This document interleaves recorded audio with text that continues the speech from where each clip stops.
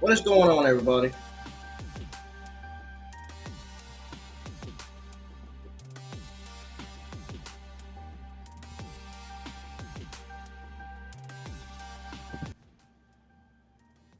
Ladies and gentlemen, this is your host, IWN, and we are live for the full WWE 2022 Summerslam review. Now, if you guys are new to the channel, be sure you hit that subscribe button and turn on that bell for all notifications. Also, follow me on Instagram. You can add me on Facebook. The links to both of my accounts are in the description below. You can also subscribe to my second YouTube channel if you want. It's actually IWN Gamer. That's the channel. That's the YouTube channel name. That's my second YouTube channel name. And most importantly, ladies and gentlemen, welcome back to the channel. Now, SummerSlam last night was a really, very good pay-per-view. We got Ronda Rousey turning heel on Liv Morgan. And then we got the return of Bayley, Io Shirai, and Dakota Kai as a faction. And on top of that, we got the return of Edge as a babyface. And Becky Lynch turns face on Bayley, Io Shirai, and Dakota Kai. We got that to go over, plus all that, and plus much more here on the IWN YouTube channel, guys. Don't forget to hit the thumbs up on the stream if you think you're going to enjoy this review. Hit that subscribe button if you're new. We are on the road to 400 subscribers. I would appreciate if you guys hit that subscribe button. Your like button, your support for the channel helps out in a lot of ways possible.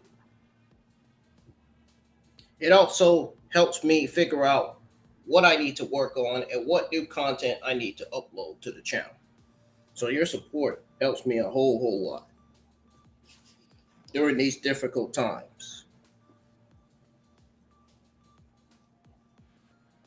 In case you're wondering how my mother and my grandmother are doing, my grandmother is getting really better. She's feeling better since she had the virus. My mother's blood pressure is decreasing. That's a good thing. It's not a bad thing.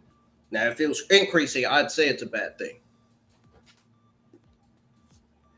So, my grandparent and my parent are both getting better. But continue to send them your thoughts and prayers. I would really appreciate it. So what kicked off SummerSlam last night was Becky Lynch versus Bianca Belaire. That was the first match of the night last night with the showdown between Belaire and Lynch for the Raw Women's title. So this feud has spawned an entire year since Big Time Beck's return last year to defeat the EST of WWE in 26 seconds, which I thought was awful. Now, this was Belaire's chance to redemption. Early on, the champion used her strength to control the challenger. So Lynch had to reply. She had to rely on her technical ability to get the upper hand. The match was physical from the first bell and stayed competitive the whole time. Both women were looking to make sure they kicked this show off with one of the best matches of the night. And I absolutely think that this was one of the best matches of the night. I watched SummerSlam last night. It totally fucking delivered. But I don't understand why there had to be 3 rematches, including this one, on the card. Oh, now it makes sense why Becky Lynch versus Belaire was booked for SummerSlam, because Triple H had plans to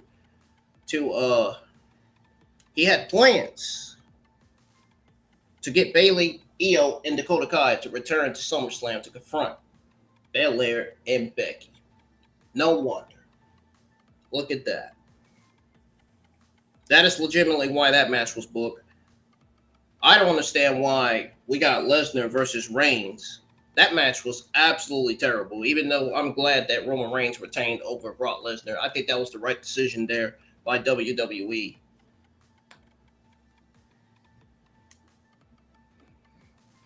And I wasn't really interested in watching the Judgment Day versus the Mysterios, even though I kind of did and I kind of didn't.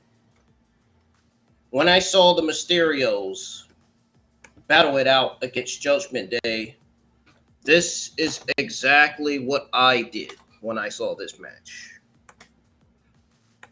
This is legitimately what I did when I saw this match.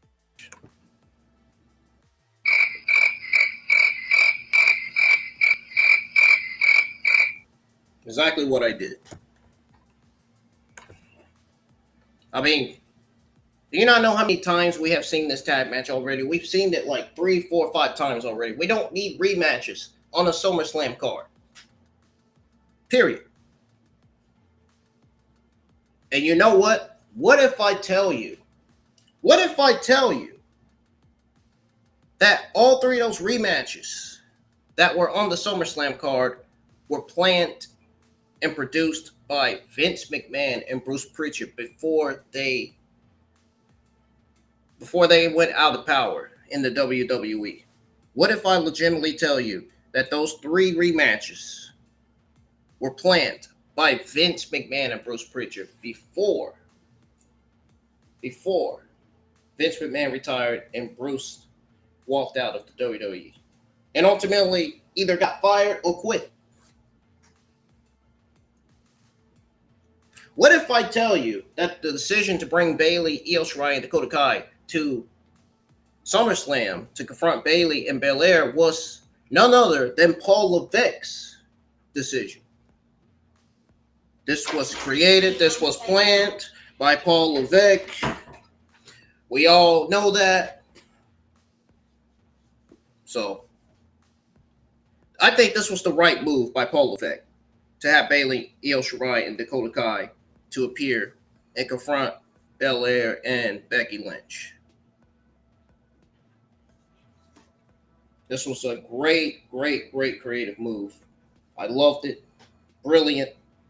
Now, if Bayley, Io Shirai, and Dakota Kai to you is not change, if Edge turning face is not change, and most importantly, if Becky Lynch turning face is not change to any of the negative WWE and AEW geeks in the community, then something is wrong with your mental fucking brain.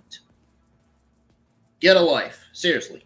If you don't like the change that Triple H is making, then you need to stop watching WWE at this point. I love the changes that Triple H is currently making right now. I love the fact that Triple H is in charge of creative. I love the fact that he's ahead of creative and talent relations. I think Triple H is going to take WWE to the next level, in my honest opinion, folks. I really do. I really do, man. It just really excites me when Triple H is head of creative and talent relations, because now all the young talent that got terrible ring names can get their regular ring names back. Like Max Dupree can get his LA Knight ring name back. Raquel, Smiling Raquel can get her Gonzalez name back. We could call her Raquel Gonzalez now that Triple H is in charge. Io Shirai got her name changed to Io Sky. I don't know why. I don't get that. They should have just kept it. They should have just kept it Io Shirai. That would have made more sense to change it to Io Sky, in my honest opinion. That's just what I think at this point. Dakota Kai never had her name changed. Her name stayed the same. Shayna Baszler never had her name changed. Her name's still the same. Dominik Dijakovic. No question about it. He will be on the main roster. Probably by the end of this year or next year. We should expect to see Ali back. We should expect to see Ricochet on TV more. And also expect to see Sean Thorne on TV. I don't know if Sean Thorne is still on the roster or not, but expect to see him back.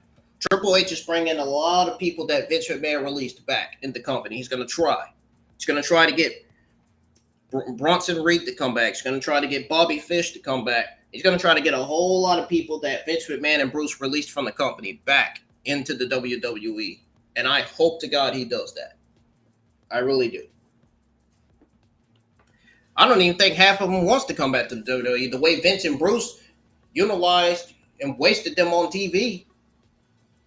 Man, the way Vince and Bruce's shitty creative is, man. No. Talents like Keith Lee, Swerve, and Kushida are not coming back. Because they know how god-awful Vince and Bruce's creative is. It sucks. The shit sucks. It really does. It really does, man.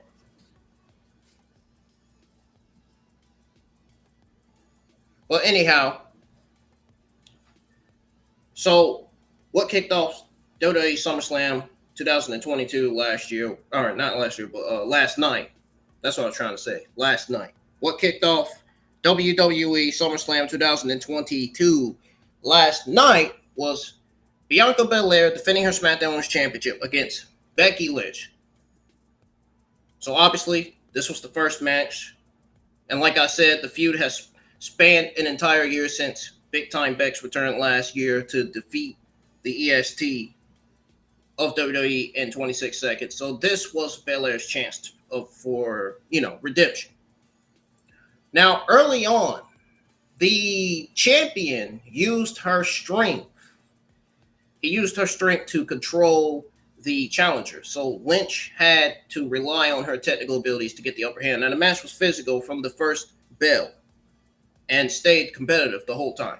Both women were looking to make sure they kicked this show off with one of the best matches of the night. They fought in.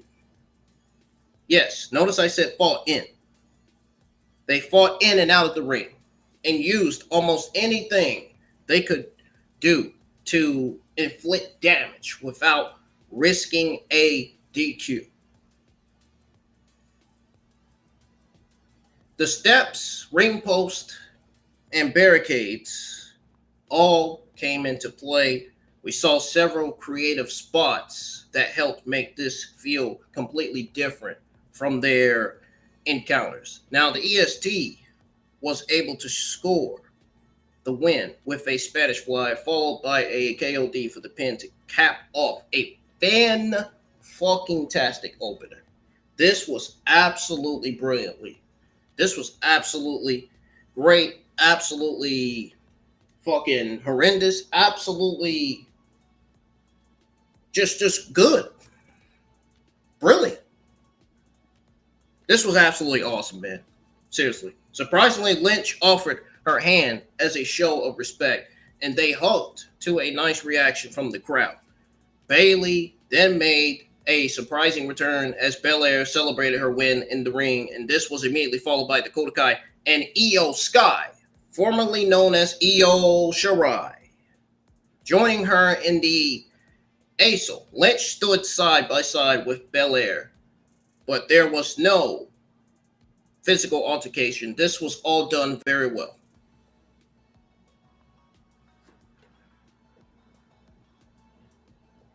And like I said, Bayley, Io Shirai, and Dakota Kai's return, their returns were all planned by Triple H himself. This was one of the best creative moves within the WWE. This is one of the best decisions that Triple H has ever made, man. No question about it. That's a sign of change right there. Finally, we are starting to see the glimpse of change within the company. I'm honestly glad Vince is retired. I'm honestly glad Bruce and Johnny Laurinaitis got removed from power. I'm glad. I'm glad Stephanie McMahon and Nick Khan, man, are both CEOs. I'm glad that Triple H is head of creative and talent relations. And most importantly, I'm glad that he is actually having conversations with Paul Heyman. I saw the clip from, I am a member of Off the Script. JD is one of my many inspirations. I saw he showed this video, this photo of Triple H sitting beside Paul Heyman. And I was scratching my head. When I saw JD show us that, I was scratching my head wondering, could Paul Heyman be going back to his duties as executive director for Raw and SmackDown and possibly NXT? Paul Heyman could be executive director again. And I pitched this. I was hoping that Triple H was talking to Paul Heyman about possibly taking the executive director role for Monday Night Raw, SmackDown, NXT. And I think that's exactly what Triple H was talking to Paul Heyman about. In my honest opinion, when I saw that photo of Triple H sitting beside Paul Heyman in the SummerSlam arena. My God, man. If that's not changed to anybody, we got a problem. We legitimately got a problem, man. Seriously. And to be honest, both Bianca Belaire and Becky Lynch, they went all out with their gear for this show. Lynch looked like an anime villain to some degree. She looks cringy as fuck, but still. While Belaire went for a more inappropriate look for Nashville.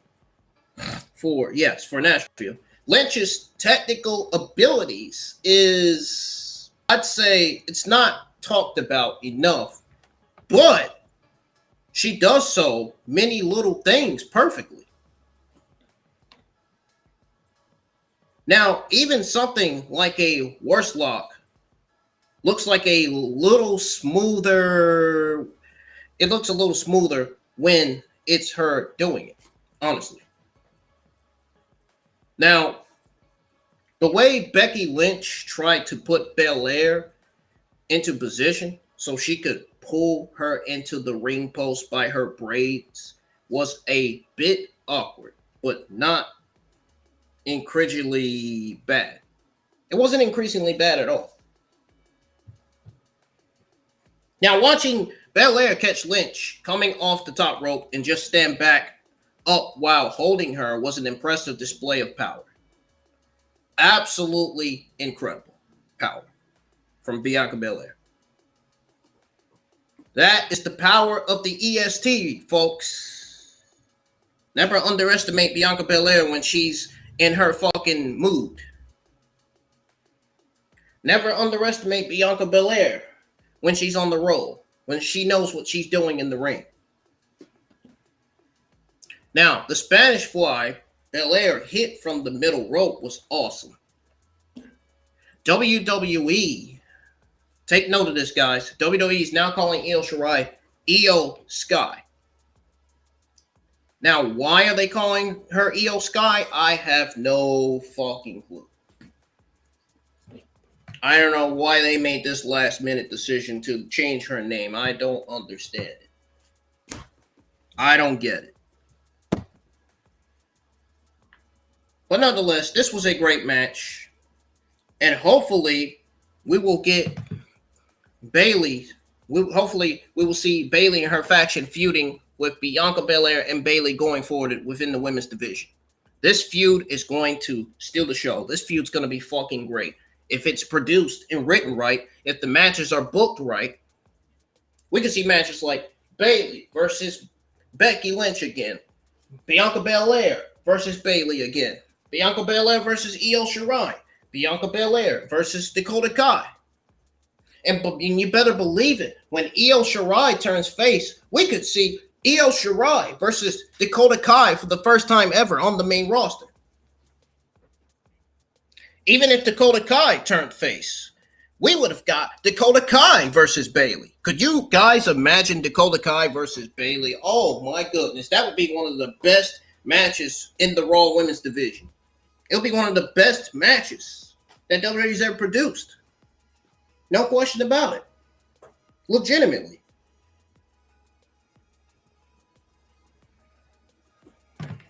So the second match, we have The Miz versus Logan Paul.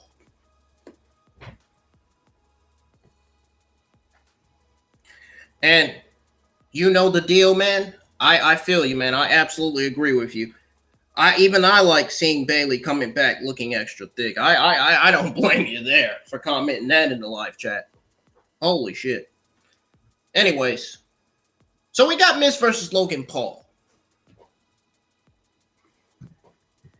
Miz versus Logan Paul was another one of the best matches on the show. Logan gave it his all. He absolutely gave Miz a run for his money. Miz is really good when he's a heel, but when Miz is a babyface, he's fucking awful. Absolutely awful as face. He is absolutely great as heel. Miz needs to stay heel. His role as heel is fucking fantastic. Ciampa and Maryse accompanied Miz to the ring for his match against his WrestleMania tag team partner, Logan Paul. And guys, if you are enjoying your time here in the live chat with me, if you're enjoying listening to me review WWE SummerSlam 2022, hit that thumbs up. And like I said, subscribe if you're new. We're on the road to 400 subs. I'm gonna start back doing reviews like this more often every single week. Whenever the shows get completely better. The shows are not getting completely better yet. We're slowly starting to see the shows get better. But they're not getting all the way better yet. When they get all the way better, that's when I'm going to start going live for reviews. I figured I'd go live my SummerSlam review for anybody that did not get to watch SummerSlam and for anybody that didn't get to read the SummerSlam results. For anybody that wants to know my thoughts, my full thoughts on the SummerSlam pay-per-view. That's why I went live with my SummerSlam review for. That is what I'm here for. Now,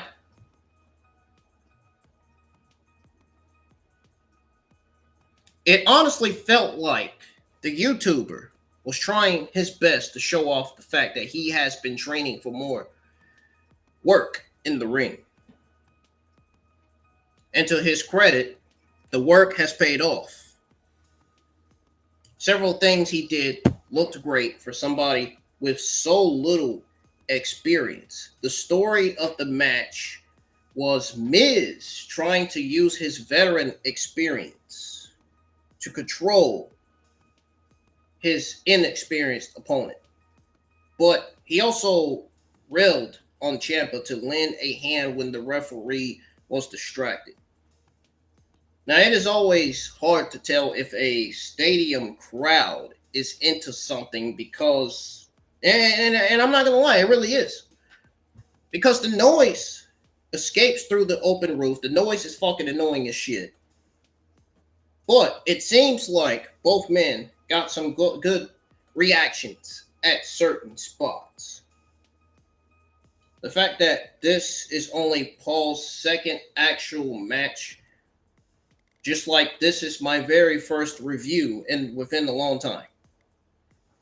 But anyway, this is only Paul's second actual match, proved he has been putting in the work to make sure he exceeded expectations. Something Triple H is doing with Monday Night Raw and SmackDown going forward as head of creative and talent relations. Just thought I'd throw that out there.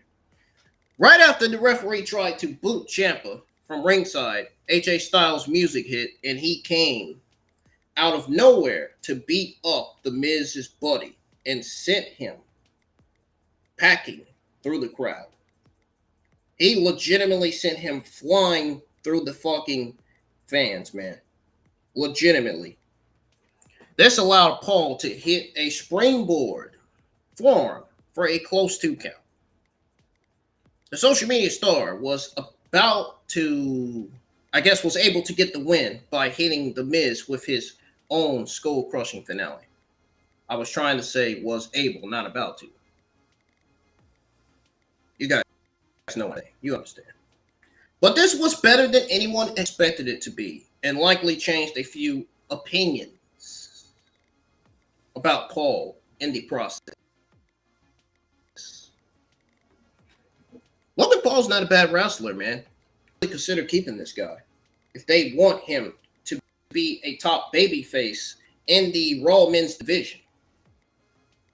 That's if he signs a full deal with WWE. I don't even think he completely signed a full deal. I don't think. But nonetheless, the jackets The Miz, Ciampa, and Maryse wore were the color of Nickelodeon Slim. The A-lister, big-timing Paul, but likely kicking him as an insult, was funny. Paul leaping over the top rope and hitting a moonsault to the floor was a nice surprise. Seeing Paul dive off the top turnbuckle to put The Miz through the announce table was not something anybody expected when this match began. When I watched it, I didn't even expect it. I didn't even see that coming. When I was watching it with my friends, man, I wasn't. That was, dude. That was out of nowhere, man. Completely out of nowhere. So the next match, we have Bobby Lashley versus Theory for the United States Championship.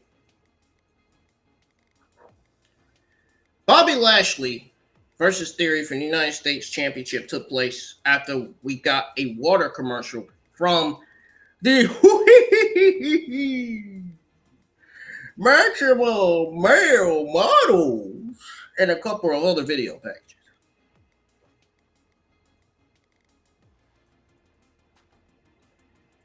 As Lashley posed in the corner, Theory attacked him with his Money in the Bank briefcase. The champ said he could continue. Once the bell rang, the Almighty survived an onslaught of strikes and takedowns before he was able to recover. Theory tried to leave the match at one point, but the champion wasn't having it. He threw the 24-year-old into the barricade a few times before getting him back to the ring. This was a solid performance from two men who are known for their athleticism, but it didn't feel much different from what we might have seen on any given episode of Raw or SmackDown. Lashley got the win with the Hurt Lock to retain his title. So, notable moments here. Let's take note that Lashley was selling the shots from the briefcase. Shots! Oh, we know! Reminds me of the private party. Anyway, from the briefcase a lot, maybe a little too much. It will never get old watching the Almighty power guys into the air with one arm before slamming them to the mat. Theory's rolling dropkick is one of his best, if not the best, moves that he's ever used. Guys, I'm going to take a little break here. I'm going to go get my food. And when I come back, we're going to continue the full review here, right here on the IWN YouTube channel. Till then, guys, I will be right back. Don't go nowhere.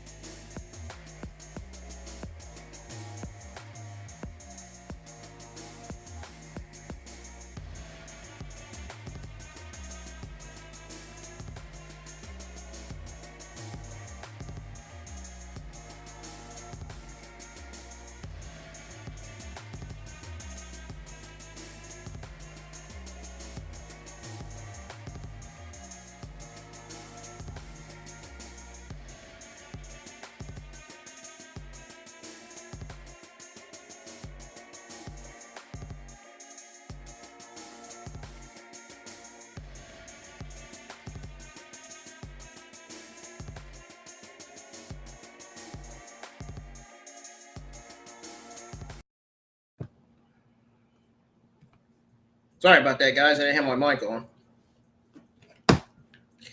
I ain't going nowhere, man. I ain't going nowhere. I just forgot to turn on my mic. Anyways, guys, like I said, I'm back from break. I've been back from break. I just didn't have my mic on. We are going to continue the review now. And then, right after the review, we're going to stream some WWE 2K22 live on YouTube. So, we have the Mysterios versus Judgment Day. So, Rey Dominic Mysterio took Finn Balor and Damian Priest in a no disqualification match. Rhea Ripley was there to support the Judgment Day. For some reason, this was still worked with tags in and out instead of being a Wild Tornado style match. You guys know what I'm talking about.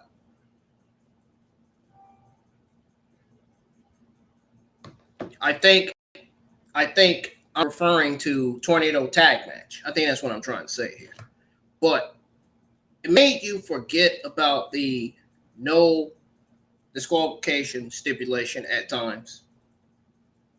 This bout had the kind of spots you would expect with three high flyers in a powerhouse. So it was a fun romp, even if the way it was structured didn't make much sense. It didn't make sense whatsoever. I'm just gonna throw it out there. Once they stopped caring about tags, they were able to make this more interesting. Edge returned in the middle of the match and took out Balor and Priest, helping the Mysterios score the win in the process. Most of the match was fine, but it felt like Judgment Day needed this win more than their opponents. The feud with Edge could have been set up after it was over. Dom and Rey had gear with the colors of a beer brand they are being sponsored by, but it just made them look like shields for McDonald's.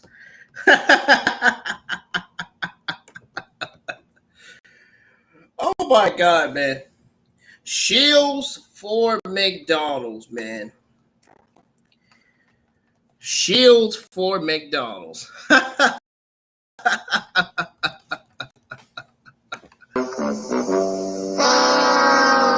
Dang, man. It legitimately made them look like shields for McDonald's, man. Wow. Wow. Wow. Wow. Whoa. Yeah. That was hilarious, man. That was very hilarious. When I said shields for McDonald's, I was just like, whoa. Whoa there. Where the hell did I get all this from? Anyways, Rey's wheelbarrow bulldog is almost always great. A sliding splash with a chair from the master of the 619 was a cool spot. We got Happy Garbage. That's what I'm going to be calling him from now on because exactly what he is. He always cuts one of the worst promos in the ring ever on SmackDown every week. Happy Garbage versus Pat McAfee. A grudge match between Pat McAfee and Happy Corbin was up next. Michael Cole and Corey Graves each had their favorite and made no attempt to hide their bias. McAfee had a core song, Ballman's Corbin, over and over before his actual entrance music started playing. After Corbin shoved him, McAfee uncored a super kick out of nowhere to get the action going. And folks, the reason why I put my outro up there early is because I was joking with you guys. I wasn't leaving. My mic was off and I just had to pull up my outro, and you guys thought I was leaving. My mic was shut off until my outro came up. So then, when my outro came off the screen, I cut the camera back on, and I was like, nah, I'm just joking, guys. I'm not leaving yet. I ain't leaving yet, man. I ain't leaving. I'm just now coming back from a break. I ain't leaving. I was joking, man. Just a joke. It's okay. We all have jokes at times. It happens. So, as I was saying, I wish Hassan was in the live chat, but he's not. But anyways, the bout was taken out of the ring within a minute.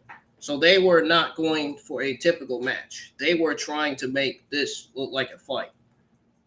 While this didn't reach the level of excitement of Pat McAfee's match with Theory at WrestleMania 38, it was another solid entry into the former NFL kickers lineup of performance thus far. Corbin also did a great job taking care of his opponent while making him pretty much look good, so to speak. So after the referee was taken out for a moment, McAfee hit a low blow followed by a sunset flip for the win. So McAfee pretty much won by pinfall. I don't like Corbin. You guys don't have to like Corbin, but I don't. But you have to admit, he is great at what he does in the ring. His promos are terrible. He does whatever WWE asks of him and puts his full effort into it. That is why he keeps being featured so heavily. Pat McAfee's Hurricane Rana looked way better than expected. Now, McAfee backflipping off the top rope only to take a drop kick from Corbin was an absolute nice sequence. It had a good taste to it, man. That's like saying, man, this has some good vibe to it. You know what I mean? The senton bomb McAfee hit from the top rope to the floor could have ended in disaster, but he and Corbin saved it. And that was pretty much it there. That was pretty much it as far as notable moments go. So you got the Usos versus the Street Profits for the Undisputed Tag Team Championships. This was another rematch. Not only Judgment Day versus Mysterio, Roman Reigns versus Brock Lesnar, Becky Lynch versus Belaire was a rematch. The Usos versus Street Profits was a rematch. So that was four. That's four rematches that were on the SummerSlam card. What if I tell you that Vince McMahon had these four matches booked and planned before his retirement? What if I tell you that SummerSlam was written by Vince McMahon for his retirement? What if I tell you that Bayley, Dakota Kai, and Io Shirai's return was planned and decision was made by Paul Levesque?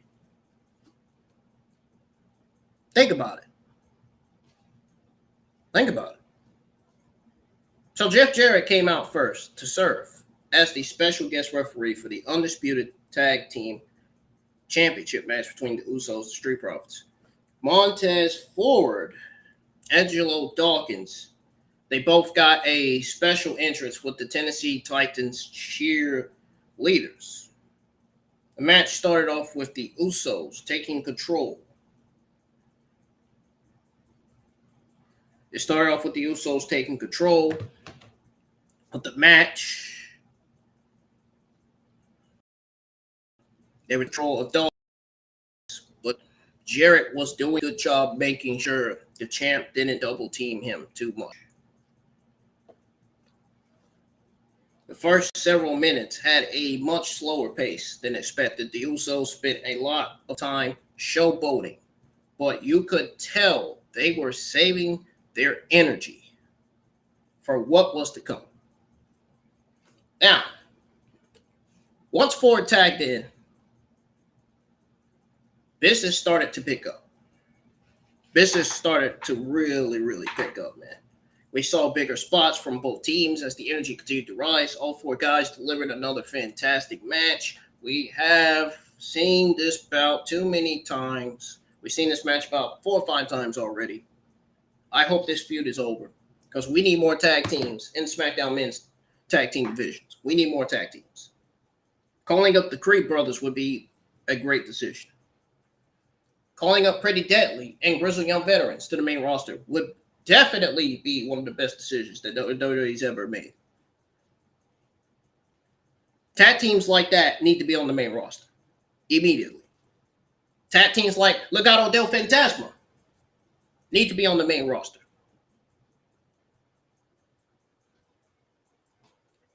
Now,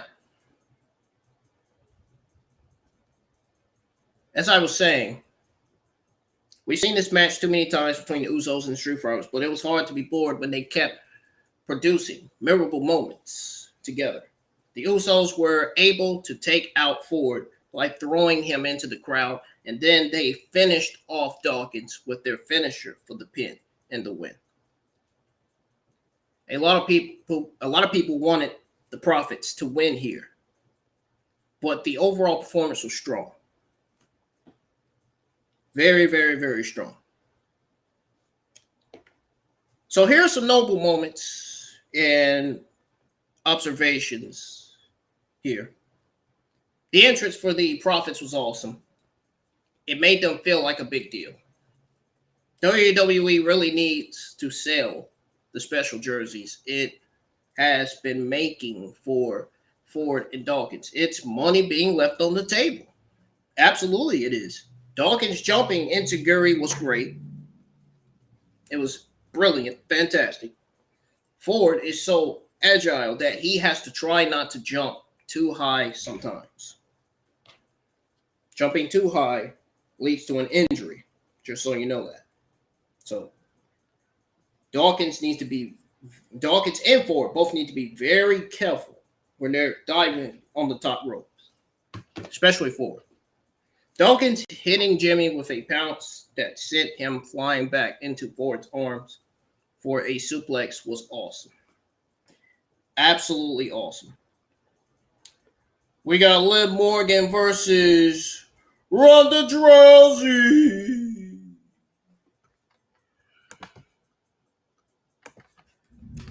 When I see Ronda Rousey on my TV, it makes me want to do this.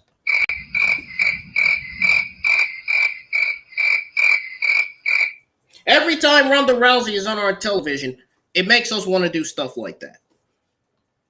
Because she's fucking awful in the ring, and her promos, most importantly, are awful. Now that Ronda Rousey has turned heel on Liv Morgan, now that she's a heel, her promos are going to get worse. They're going to get even more worse. I'm going to keep calling her Ronda Rousey until she improves in the ring, until she gets better with her promos. If she doesn't want to get better with her promos, if she doesn't want to get better in the ring, then you might as well take her off TV. 3 superstars that need to be taken off TV are Ronda Rousey, Brock Lousy, and Lacey Evans. Because nobody gives a shit about these 3 at this point. Nobody cares. We've seen them on TV time and time again, too many times. Get them off TV. They are terrible. Brock Lesnar is doing absolutely terrible. All he does is suplex, F5, suplexes, F5, suplexes, F5s. That's all he does. That's all he does, man. He does nothing else in the ring. Meanwhile, Roman Reigns does new moves in the ring.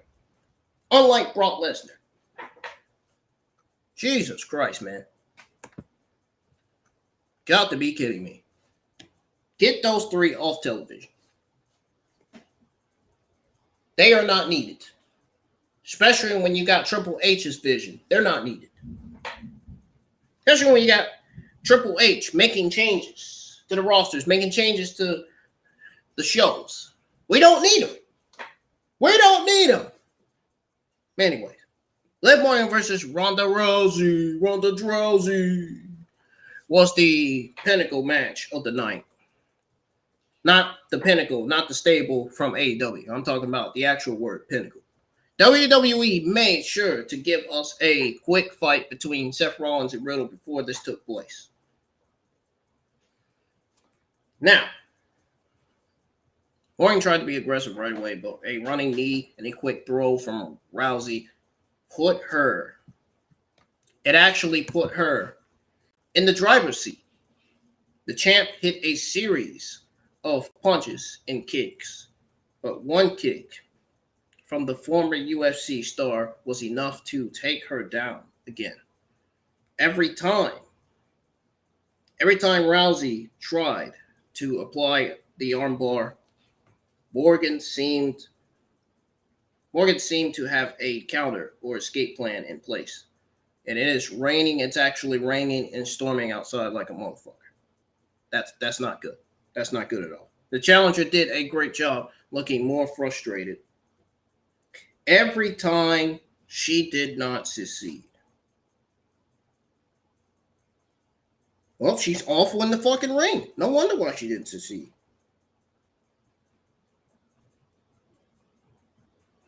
Everyone can care less about Ronda Rousey.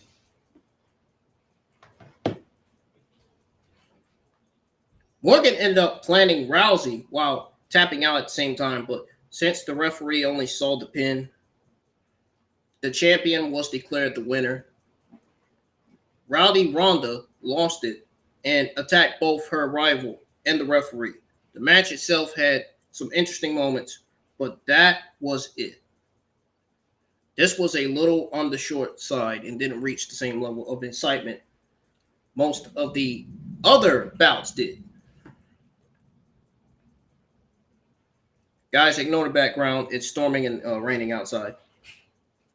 Morgan did a great job selling her fear of Rousey when she got into the ring. Seeing Morgan reverse an armbar into the rings of Saturn was kind of fun. Ronda Rousey finally turned heel. Turning heel was the right call. Still going to make her promos worse. Still going to sound drowsy, like she always does in the ring. Hell, Baron Corbin cuts worse promos than Ronda Rousey. All right, so the main event of WWE SummerSlam 2022 pay-per-view was Roman Reigns versus Brock Lesnar for the Undisputed Championship. There is something hanging in my eye. My eyes are bothering me really bad. That's why I've been blinking so much during the review. I don't know if it's an eyelash bothering me or what. I don't know. But anyways, the main event of the night was the last man standing match between Roman Reigns and Brock Lesnar for the Universal or Undisputed Universal Championship. Lesnar drove a tractor with a front end loader on it to the ring. Who gives a shit? Nobody cares. I would care even more if he was off my fucking television. He posed in the scope as he gave his own introduction. As Reigns waited, the Beast Incarnate jumped into him to get the match going. They immediately went out of the ring and began using whatever they could find to do more damage. They went into the crowd, used parts of the set, employed weapons, and did anything else they could think of to inflict more punishment. These two always do a great job putting each other through hell, but this might have been their chaotic encounter today. The crowd was on its feet the whole time. Lesnar used the tractor to lift up one side of the ring to send Reigns stumbling out of it onto the floor. Now, let's take note that the Usos came out to attack the Beast, but he took out both brothers with ease before hitting Paul Heyman with an F5 through the announce table. That's all he does. F5s, F5s, F5s every week. That's all he does, man. Theory, then made an appearance, but was taken out by Lesnar almost immediately, effective immediately. Reigns and the Usos had to bury Brock Lesnar under everything they could find to keep him down for the 10 count.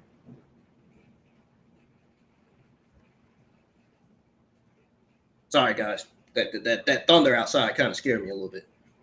Reigns and the Usos had to bury Lesnar under everything they could find to keep him down for the 10 count. This match was almost impossible to grade because it was so random and weird. From a pure entertainment perspective, it delivered in a big way. Lesnar, here's some notable moments, guys. Lesnar jumping off the tractor was not hilarious to me, maybe hilarious to some of the geeks in the community. But even though we all saw it coming, the Beast tried to hop onto the barricade and slipped a little. But he didn't fall down. He just really hopped over it instead. Put it that way. One side of the area was around the ring. It was eventually just covered in pieces of broken tables. Lesnar using the tractor to pick up Reigns and dump him in the ring was oddly entertaining. Reigns had one of the best beat the 10 count moments we have ever seen in years. Guys, I'm actually getting out of here this time. This is no joke. This is the end of the review. So if you guys enjoyed the review, despite the thunder, lightning, and rain sound in the background, hit the thumbs up. Subscribe to the channel if you do. We're on the road to 400 subscribers. Even though it's storming and raining, I'm still streaming WWE 2K22. That storm and rain's not stopping me from streaming WWE 2K22. We're still going to stream it. But anyways, guys, it's been fun reviewing SummerSlam. This was a decent pay-per-view for what it was. Like I said, there should have never been any rematches pulled. I can see why Becky versus Belaire was booked because of the return of Bayley, Dakota Kai, and Io Shirai. I guess that somewhat makes sense. That gives us a Belaire Becky Lynch feud. So pretty much Bayley, Io Shirai, and Dakota Kai are going to be feuding with Belaire and Becky Lynch. Becky Lynch is going to be teaming with Belaire in this feud, I guess, for a while, going forward in the Raw Women's division. I hope to God that Charlotte Flair does not come back and defeat Liv Morgan to become the new SmackDown champion. I just don't care too much for Charlotte. I really don't. The Android. Yes, Android 18.